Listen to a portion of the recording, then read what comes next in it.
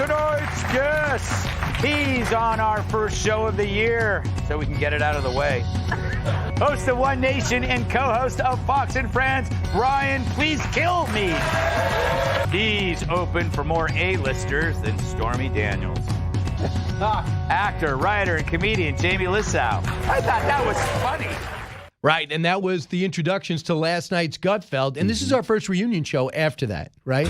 This is the first time since that show we've gotten together. You know, a lot of people wait too long for the reunion show. We get right on it. It was just been hours. Yeah. It was. So we might have some breaking news, Jamie, and you're the perfect person to have here. Okay. We have, as you know, we're voting for it's really going well for the Republicans voting for Speaker. It's basically been a layup for Kevin McCarthy. Okay. Yeah. Okay. You're not even following it, are you? I'm going to be honest with you. Right. When I'm in New York City for like a couple weeks, yeah, I'm on the pulse of the nation. Like of the country. And I was in Alaska with my kids, and I'm so out of the loop. Like for the last like. Do you 10 even days. watch the news? You'd watch the news there, right? For 9 days, my ex-wife she's in Hawaii. That's what she's using the money I give her for. Huh. And I don't think I turned on the news for 9 days.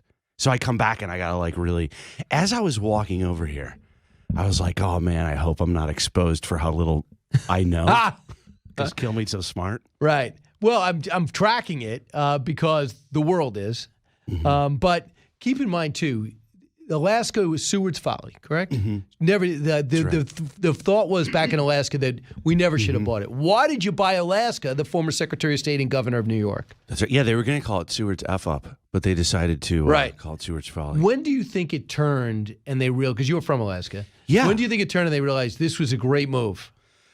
I lived Probably there, the 40s, and I still agree that it was Seward's folly. It is not true. Yeah, after living there. No, but you mean it's worth? I mean, the resources and it's a great question because you know our permanent fund, how Alaskans get paid to live in Alaska, right? Because you have oil. We're profit sharing with the oil company, and that's been going on for. Yeah, I mean, I think that's been going on for like 40 years. Do you get a lot of money? It used to be like it used to be significant, $2,000 a kid, right? Dude, Nick Cannon would get $40,000. He would never have to work again if his kids lived in Alaska. What is he doing now, by the way?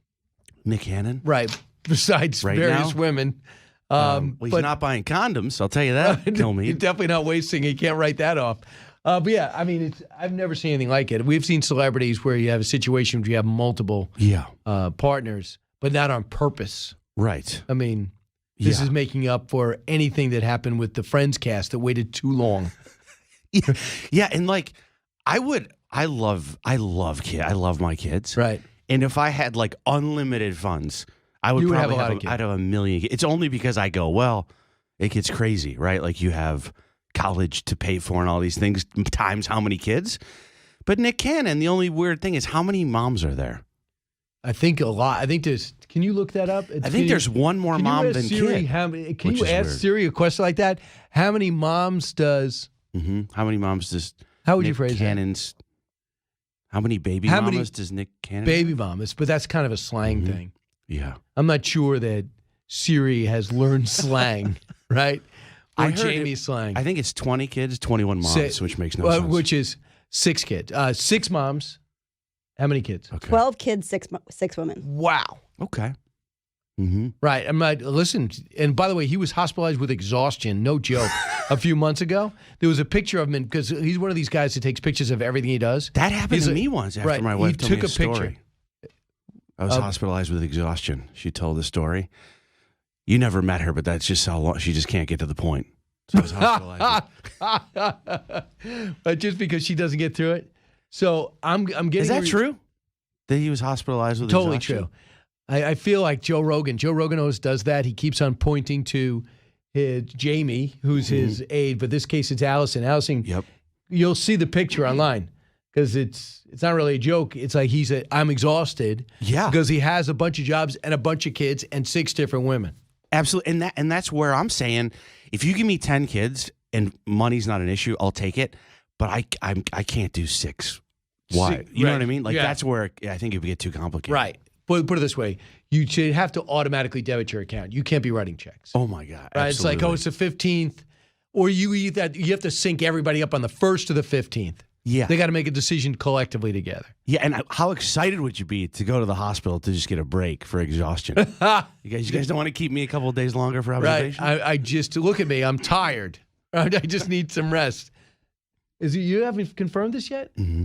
So in 2015, so it was a while ago. Are you sure? Well, that's what all the news articles are dated for 2015. Nothing came up more recent. Yeah. Still in there. Do you have Google? It is Google. Right.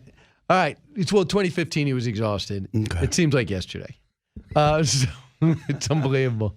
A couple of things going on. So we have the Speaker of the House. Mm-hmm. It was supposed to be Kevin McCarthy. He moved into the office. Mm-hmm. But when it took a vote, he got 20 no votes, 200 yes votes. Mm-hmm. Can't get it unless he can only afford to lose 4 votes. Wow. So he's in trouble. Mm-hmm. And so you might be saying, well, what's the big deal?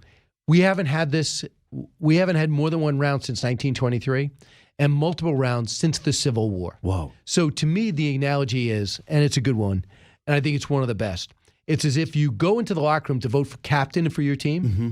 and it gets so heated, people start getting thrown out the door, it goes crazy. You go, wait a second. I just want to go play the Jets. You're the Giants. You just want to play the Jets. But they're fighting in the locker room, and the Giants are just waiting on the field. You had a bunch of Democrats in the minority waiting to get coronated and find out what committees they're on, and the other team will not get out of the locker room because they can't name a captain. You get it? I get it. Big deal. So they had 3 rounds of votes. And after the 3 rounds, they went right into another vote, but no one lobbied anyone to change. So the votes were virtually the same all 3 times. And now I'm getting word that they're supposed to have another vote in 90 minutes. Has that ever happened before? 3 rounds? Yeah, I think they had 122 rounds, but that was 1856. Oh, wow. And you know what happened 4 years later? Civil War. So let's just not hope we have that. Yeah. Right. You do okay because they'd probably never get to Alaska. That's the great thing about Alaska. That and Hawaii. Yeah, whenever we can't in Alaska, you don't have the dangers of. I remember when they were talking about like North Korea testing weapons, right? And they were shooting them up straight in the air, and then there was like a physicist from here that said, "How close could it get to us if we like angled it and shot it towards us?" And I remember on the news, I remember watching the news, and they came on and said, "Great news, it could only hit Alaska, so don't worry about it, guys." And I was like, "What? I'm watching this from Alaska." Hi, everyone. I'm Brian Kilmeade. I want you to do me a favor. I want you to click to subscribe to the Fox News YouTube page. This is the only way that I know for sure that you're not going to miss any great commentary, any great news bites, any great interviews coming your way on Fox. You can get it all here on YouTube. So subscribe right now.